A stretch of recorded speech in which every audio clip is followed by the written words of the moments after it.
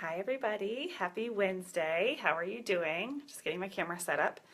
I wanted to start off today with a little bit of an intro that I talked a little bit about in my newsletter, which is that I'm just not that interesting. And what I mean by that is I've been having to do a little bit of hustle work, trying to grow, my audience or Creatives Live Happy in the off season.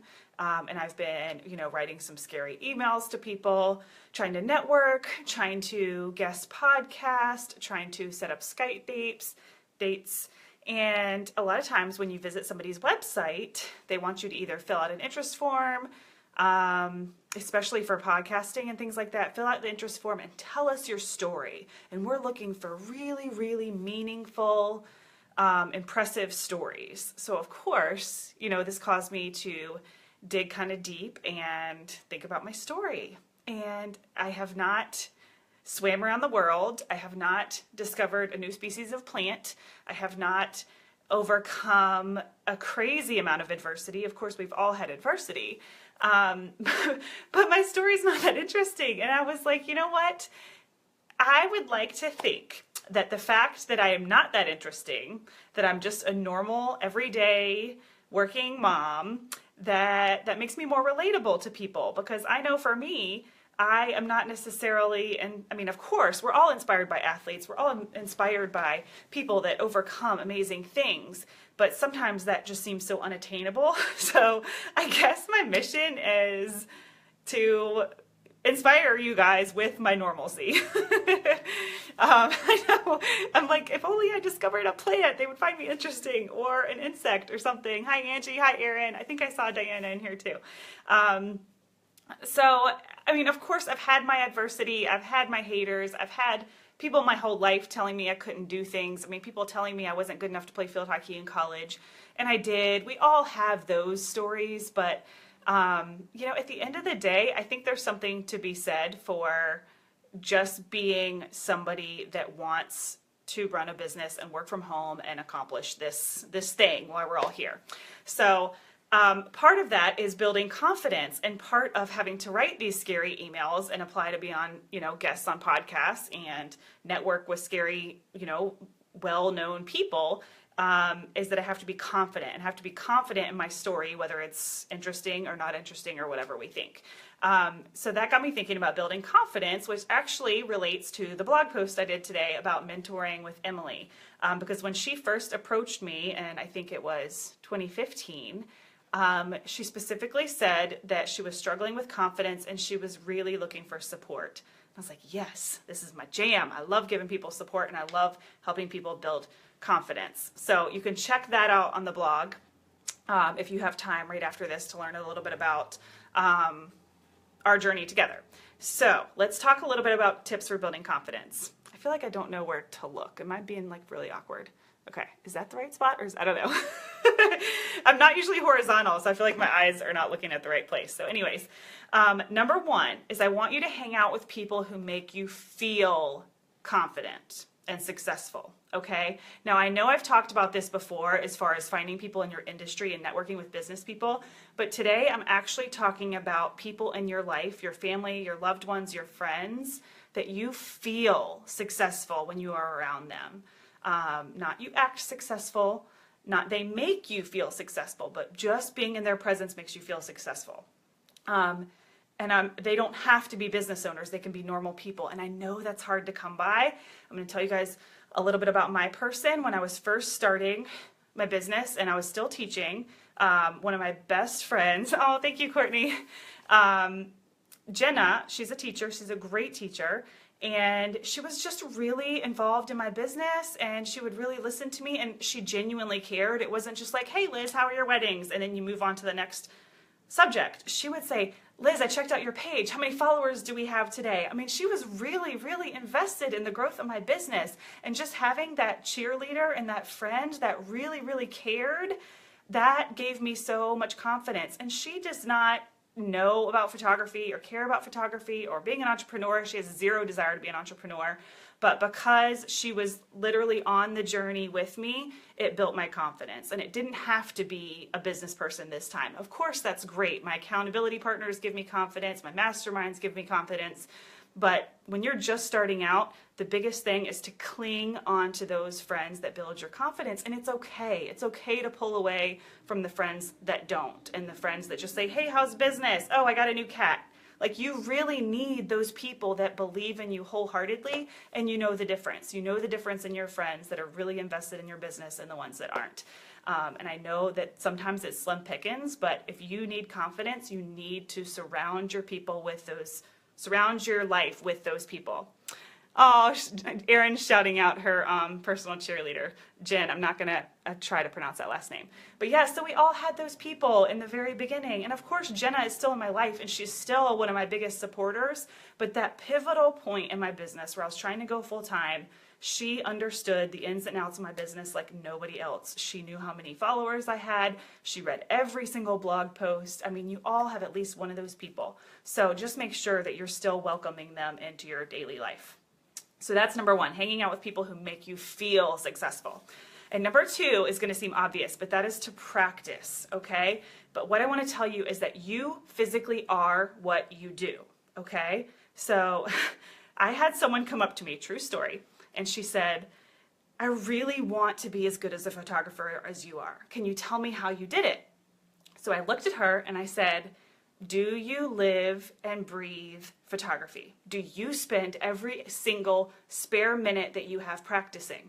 And she looked at me, she said, no. And I was like, okay, that's really all you have to do. There's nothing special about me. Like I said in the beginning, I'm pretty uninteresting. But that is what gave me confidence, is that I was actually practicing every single day or a couple times a week. If I wasn't actually shooting, I was on YouTube, I was teaching myself, I was learning. So as crazy and as obvious as that sounds, practice is going to give you confidence, okay? Like for me, for a long time, I lacked confidence with my off-camera lighting. There's no other way to get better at it than to practice and to try. So even before my first wedding this year, I'm going to pull out all that equipment and I'm going to make sure that I practice and that I'm fresh and that my confidence is high for my first wedding. Yay, I got a little like there. Thanks, Courtney. So I know that feels obvious, but every single minute of your free time, what are you doing? Because that is what you are. And of course, we all need breaks and we all need TV, but we all know people that come home from work and that's all they do is they watch TV. You know, so those people don't have hobbies. They don't have, you know, something that fuels their fire other than that.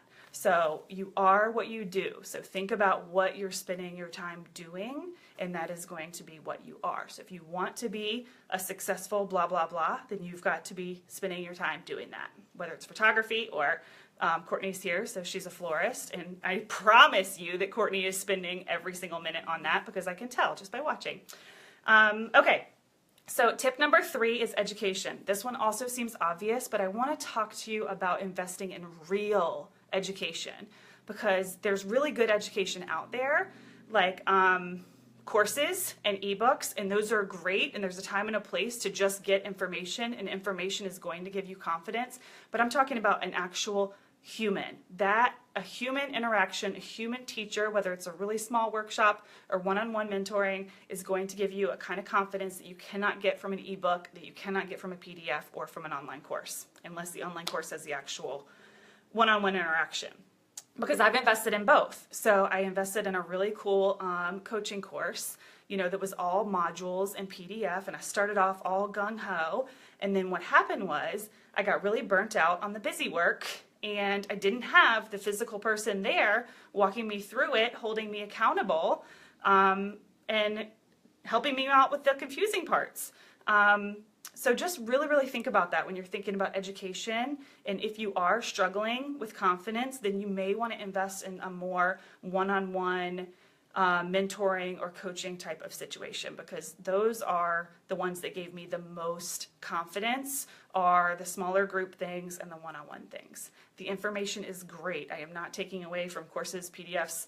We all need actual, tangible, factual information, but that is not going to help you with confidence. In fact, if you're struggling with confidence, sometimes that stuff can make it even more difficult, because I know I got halfway through that course and I kind of just gave up because I didn't have the person there to walk me through it. I didn't have that person to hold me accountable, and I had already moved on to the next thing in my life. So real, actual education, small groups, one-on-one, somebody that is going to fuel your fire, somebody that is going to help you build your confidence and overcome those hurdles. That's not one of my numbers, but that's kind of bonus material. Is that part of building confidence is becoming okay with failure? And I've talked about that in a past Facebook Live, being okay with failure. But what I do to actually gain confidence from a failure is I'm going to write down what I learned, or tell my accountability partner, this is what I learned, okay? So that we go into the next situation knowing better, okay? So, a little bit of a recap. Number one is hanging out with people who make you feel successful, okay? Business people, family, a lot of people, it's going to be your spouse, whatever it is, those people that make you feel successful, that they know your business inside and out. They're not just asking about you for small talk. They really genuinely care. Number two is practice. You are what you do. Keep that in your head. You are what you do. And you are what you think about too. I'm a complete believer in that. If you think, gosh, I'm a struggling photographer, then you are a struggling photographer. You're putting those thoughts in yourself and to the universe. So you have to tell yourself you're a successful photographer, and that's how you make it happen. You're like, yeah, right, Liz. But trust me. Okay. Practice, practice, practice. Okay. It's just like when I ran a marathon, I didn't just go out and run it. And actually the reward was not in the actual race. It was in the whole process. Okay. So practice, practice, practice. And then number three is education, a real kind of genuine education, that human interaction that's going to build your confidence. Somebody that can help you when you're struggling, and not always depending on yourself to do your education alone. It shows yourself and your clients that you take yourself seriously. I say that all the time about education, and that's one of the only reasons that meet and greets and things like that I put a really small price tag on, is because I want to draw in an audience that takes themselves and their business seriously. If you host something for free, which I've also done, you get, half of the no-shows, and you get people that may not take their business as seriously. So that's why it's good to charge, even if it's just a little bit. That was number three, is education. So think about also your clients. If your clients are asking, where did you learn how to become a photographer, or how did you learn it? You want to be able to give them genuine answers, that you invested in education and that you've invested in yourself, and that you've done all of these things to make you good. I mean, a lot of us did not go to college for photography. I mean, I was blessed that I had a fine arts degree, so that part came a little bit more naturally, but I had no idea how to work a camera. I had to build my confidence in all of those areas, how to actually work the camera, how to edit. I had no clue how to digitally edit. So practicing and investing in education. Okay. And the last thing that I'm going to say in closing is that people have this misconception that confidence is something that we just have, but it's not. It's something that we have to work for very, very hard every single day. You have to work for it. It's just like any other skill. Confidence is a choice, and it's a skill. And even the people that look confident, people think I'm super confident, and that's not necessarily true. I wake up every day and I work on confidence. You give me too much credit. You're awesome. Oh, Jen, you're not talking to me. You're talking to Erin. You guys are so cute. Everyone has that person. I wish Jenna could watch, but she's teaching. So just remember that confidence is not something that you just have or don't have. You have to work at it just like any other skill, okay? So if that's where you're lacking right now, is you're lacking in confidence and you're scared to put yourself out there, then go do some of these things and make yourself have better confidence, because it's a choice. Just like happiness, just like, you choose how you overcome adversity, all that good stuff, okay? So go out and work on it. Work on your confidence daily, because even those of us that seem confident are working very, very hard. So that's all. Thank you guys. I know I'm hopefully a little bit short today. I'm on a tight agenda, but I'm excited to chat with you guys all afterwards, and I'll see you later. Go check out the blog if you want to hear a little bit about Emily's story and how she gained confidence working with me. And anybody that's interested in working with me, I love answering emails, even if you're just saying hi. Okay. Bye, guys. Thanks.